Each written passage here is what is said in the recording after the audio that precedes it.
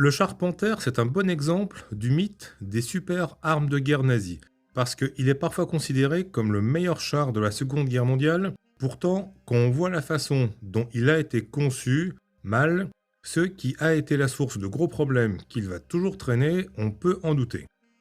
En 1941, l'Allemagne lance l'opération Barbarossa, l'invasion de l'URSS. Et là, les Allemands se frottent au T-34 soviétique, un char clairement supérieur aux Panzer III et IV. Donc à Berlin, il faut une réponse, un nouveau char. Daimler-Benz propose un modèle du même genre que le T-34, moteur diesel, blindage incliné. Seulement, suite à un lobbying interne, à des jeux de rivalité d'influence, on choisit le projet d'une autre société. Un gros char lourd à moteur à essence, ce qui déjà d'un point de vue technique n'est pas très logique. Et comme la société choisie n'a conçu jusqu'alors que des chars légers, la conception traîne. Autre problème, la masse prévue de ce char passe progressivement de 20 à 45 tonnes. Logiquement, toute la mécanique devrait être revue. Mais ça voudrait dire dépasser les délais, et du coup on fait au plus simple, on rajoute du blindage à un châssis pas conçu pour ça. Et c'est ce char-là, le Panther, qui est envoyé pour la première fois au combat à Koursk en juillet 1943.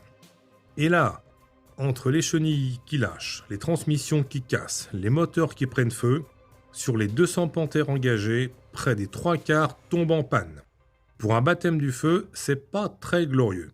Alors oui, par la suite, des versions améliorées sortent. Et le Panther a été quand même un bon char.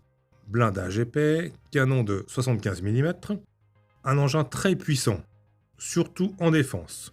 Parce que ça a été aussi un engin lourd, pas facile à manœuvrer, qui tombait un peu trop souvent en panne. Et avec sa consommation de 280 litres au 100 contre 141 pour le T-34, il avait régulièrement des problèmes de ravitaillement. Ça limitait largement son autonomie. Et de toute façon, le nombre de chars Panther par compagnie va passer de 22 en 1943 à 10 début 1945. Donc, le meilleur char de la guerre?